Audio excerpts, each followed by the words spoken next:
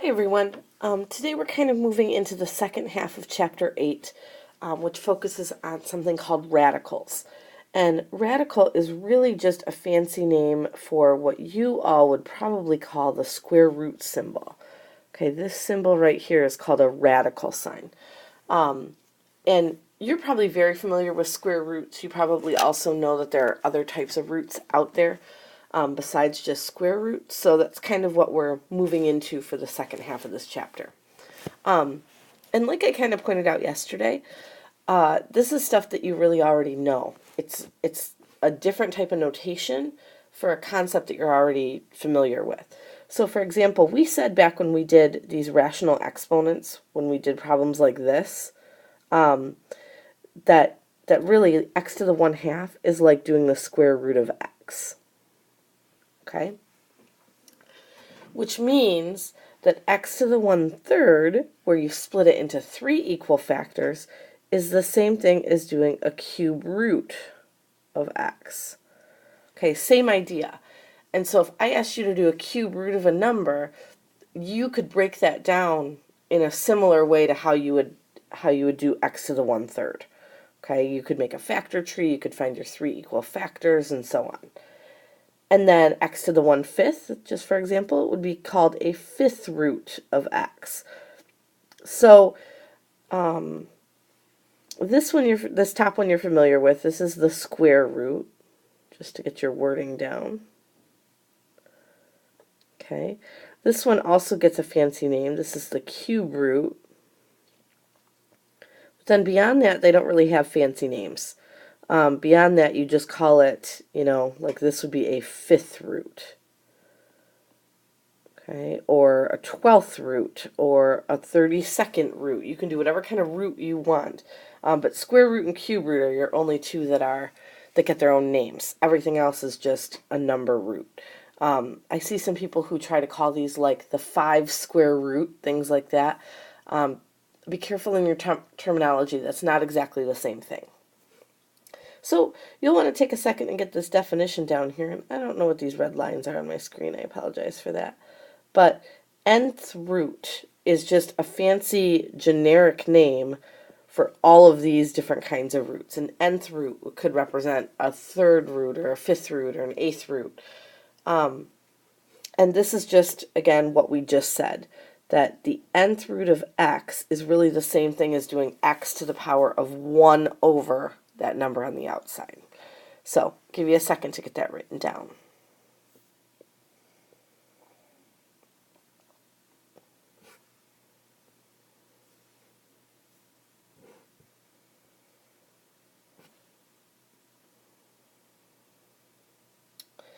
Okay, so looking at example 1, the fourth root of 81. Remember, this is the same thing as asking what's 81 to the 1/4 power, and you have a lot of experience with these types of questions. You could do a factor tree here. Remember, what this is really asking is what to the 4th power gives you 81. Okay, and so once again, I'm kind of hoping that you can do that off the top of your head. On that one, that'd be a 3. Okay, so the 4th root of 81 would equal 3. Now that next one you might not be able to do off the top of your head. Okay, remember, it's similar to how we would do something like this, 1728. Whoops, I don't know why I wrote that as an exponent. 1728 to the power of 1/3. Okay, so we're doing this exactly the same way we would have tackled that problem. I would probably break this down as a factor tree. And so let's see, this would be 2 times, let's see, 864. Okay, let's see, that would break down further as 2 and 4, 32. Did not leave myself a whole lot of room for a factor tree here. That's okay. This would be 2 and 2, 16. 216 is 2 and 108. Maybe I should have done something other than 2's, but this is 2 and 54. From here I'll probably go 9 and 6. 3 and 3. 2 and 3. And now remember, when I'm working with a 1/3 power, what I'm looking for is 3 equal factors that I can make out of all of these numbers. So it looks like, I'll start with the 2's. I have 1, 2, 3, 4, 5, 6 2's to put into 3 boxes, so that's 2 2's in each box. 3, 4, 5, 6. And then I have, let's see, my 3's, that's what I was missing there. 1, 2, 3 3's, so that gives me 1 3 in each box. And so each box is equal to 12, so this is really 12 times 12 times 12, which means that 728 to the 1/3 power is 12 as a final answer. Okay, so that's the same stuff we were doing in the last chapter. That was a pretty large number for me to ask you to do without a calculator, but I was really just trying to prove the point that this process is exactly the same as what you saw before. So I'm going to pause for a second just to let you get caught up on writing if you're still trying to write that down.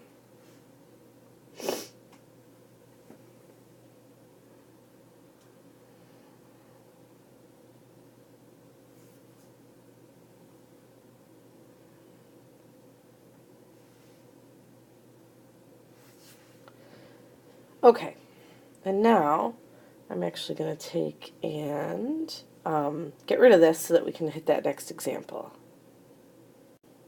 Okay, so here we are looking at example 2, and you'll notice these problems look the same, but it says approximate to the nearest tenth.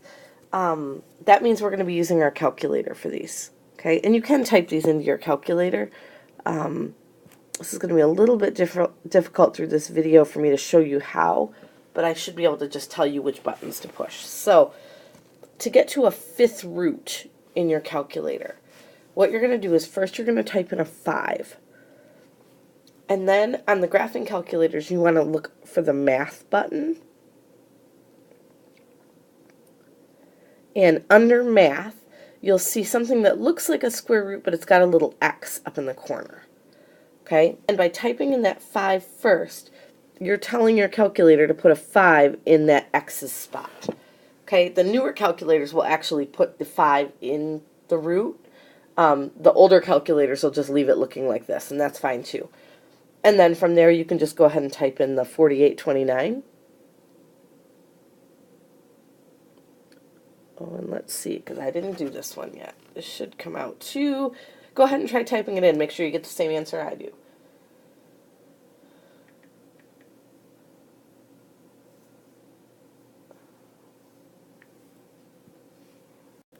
I ended up with, and let's see, we're rounding to the nearest tenth, so I rounded up with about 5.5.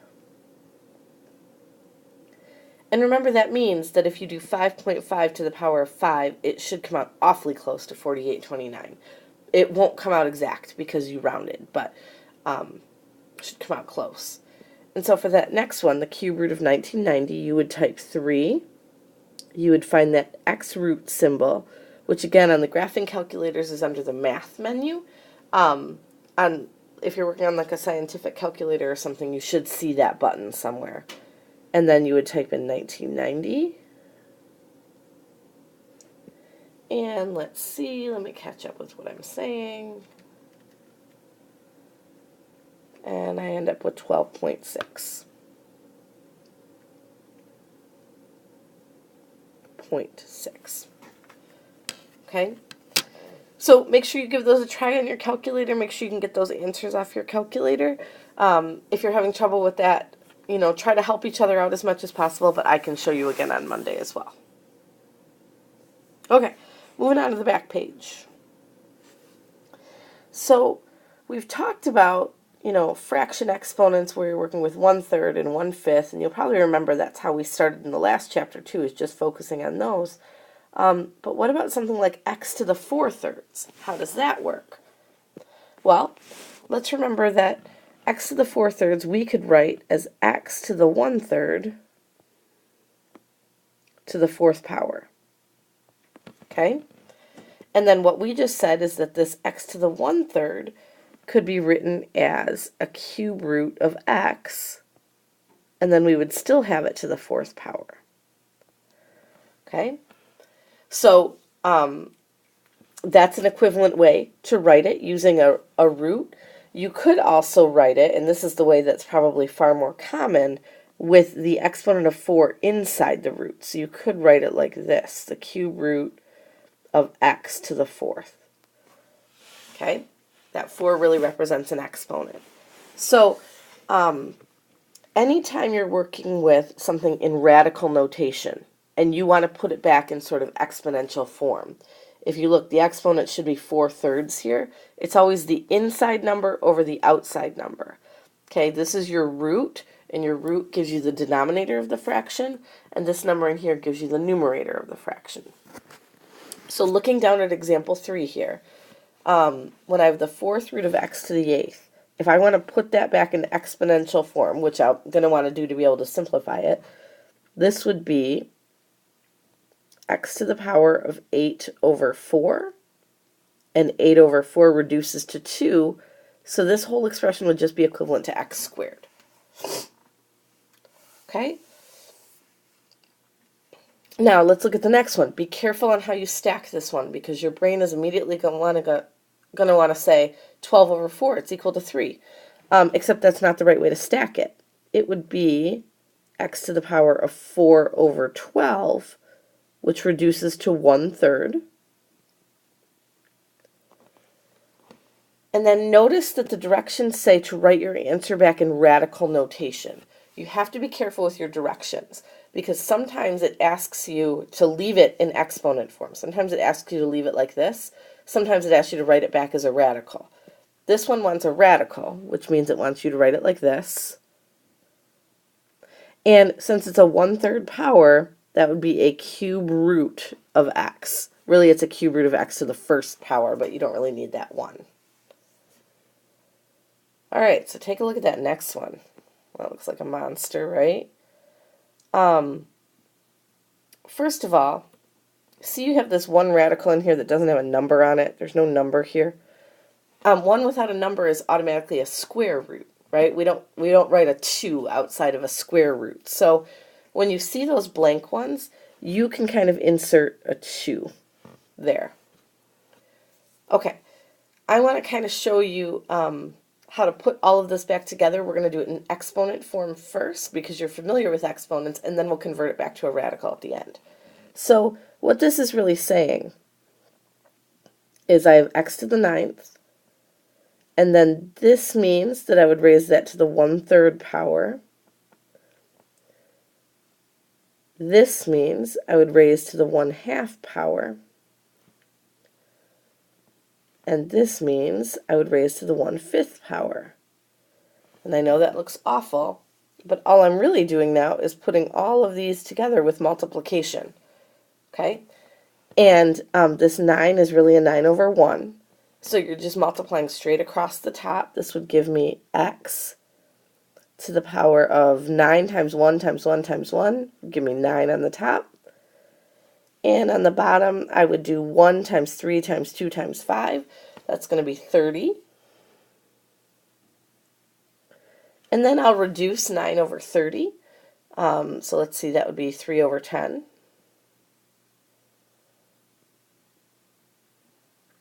Okay. And that's simplified as far as I can go. Because this section asked me to write things back as a radical, I would want to put it back as a root of x, and then it's just a matter of knowing which of these numbers goes where. Remember, the number on the bottom represents your root, so this would be the 10th root of x to the 3rd power. So this number up here is your exponent, this number down here is your root. Okay, and this is what your final answer would look like for that.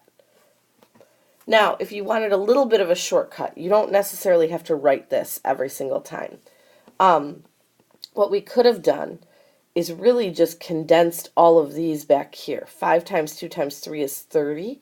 And then you could have thought about it as this is really the 30th root of x to the 9th.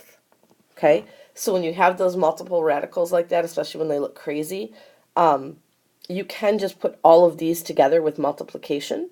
Okay? Now you still would probably from there have to say, okay, this is like 9 over 30, and then you'd have to reduce it. So you probably would have had to still kind of take this route here. But you don't necessarily have to write this all out every time. Okay, I just wanted to do it so you could see what you were really looking at. Okay? Okay, I think that covers everything you're going to need to do with simplifying for today. Let's talk about negative numbers for a second. And I want to shrink that so you can see it all. Sorry if that's tiny. You should have those on your paper, though, in front of you. Okay, so when we're talking about negative numbers, take a look at these 4 expressions. Cube root of 64, cube root of negative 64, 6th root of 64, and 6th root of negative 64. One of those expressions is undefined. One of those would not have an answer. Okay? Take a second, turn to the person next to you, and see if together you can decide which one is undefined.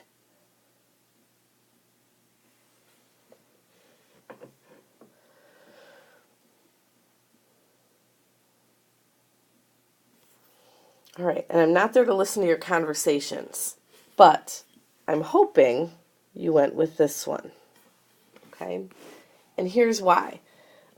Cube root of 64, that's asking you, what to the 3rd power gives you 64. Pretty straightforward. The answer there is 4. All is good. Okay? So, what to the 3rd power would give you negative 64? Well, if you just make your 4 negative from a second ago, that would work out just fine. Because negative 4 times negative 4 times negative 4 would give you a negative 64. That's an odd number of negatives. Remember all the deals with evens and odds from the last chapter? Okay, so that one should be fine. 6th root of 64. What to the 6th power is equal to 64? Answer there is 2. That's no problem. 2 to the 6th gives you 64. But then the 6th root of negative 64. If I followed what I did back here, okay, I would say, oh, well, that would just be a negative 2.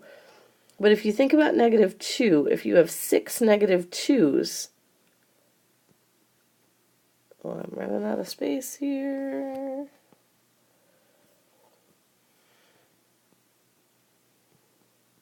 If you have 6 negative 2's, that's going to come out to give you a positive 64, not a negative 64, okay, which is what I wanted, because 6 negatives makes a positive. So there is a big issue with these radicals that you really have to pay attention to, that you cannot take, and I'm going to find a place to write this here, and I suggest you do the same. You cannot take an even root of a negative number.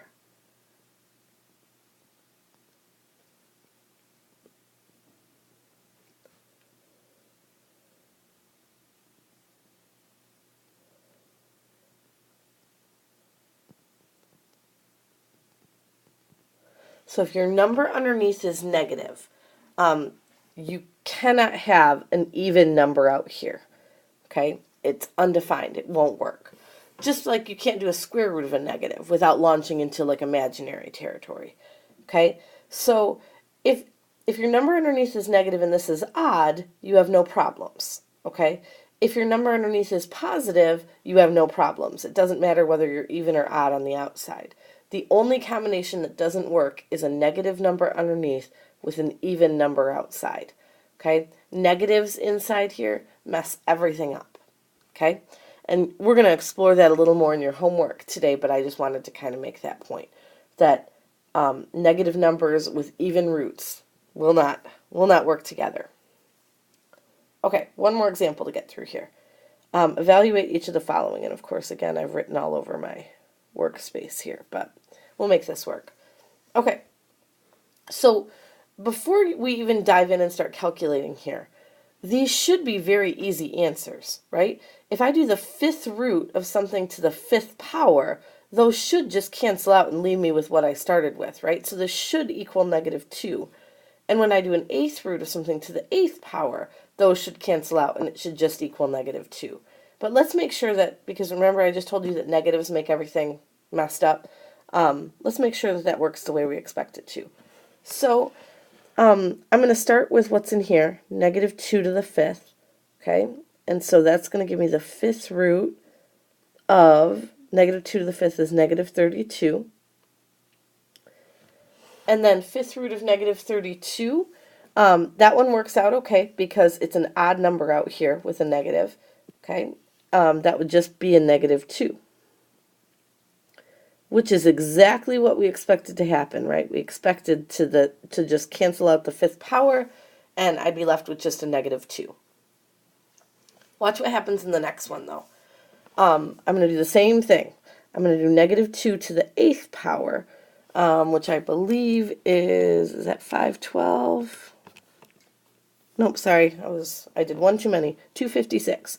So, but it's an even power, right? And that even power is going to cancel out my negatives. So -2 to the power of 8 is going to give me the eighth root of positive 256. Okay, this right here comes out positive because it's a negative to an even power. And then the eighth root of 256 is just +2. And so, whereas last time we had, my number just stayed intact, it stayed exactly the same. This time, because of that negative sign, this did not stay the same number. And so that's important to watch out for. This whole concept right here is going to be a really big thing on your homework assignment. They're going to be asking you about, when does this work? When does this not work? Give me a counter example. All of those kinds of questions. It's important that you see that when you're working with even roots and powers, your negative signs end up canceling out. Okay, and that's really the point that we're trying to drive home with that last example. Okay, homework for tonight is out of your homework packet, which I don't believe I've actually given you yet. They should be up on the front table. And you are doing Lesson Masters 8.4 and 8.7b. And you are only doing the circled problems. So on both of those, I went through and circled the problems I want you to do. So it's really not as huge of an assignment as it sounds.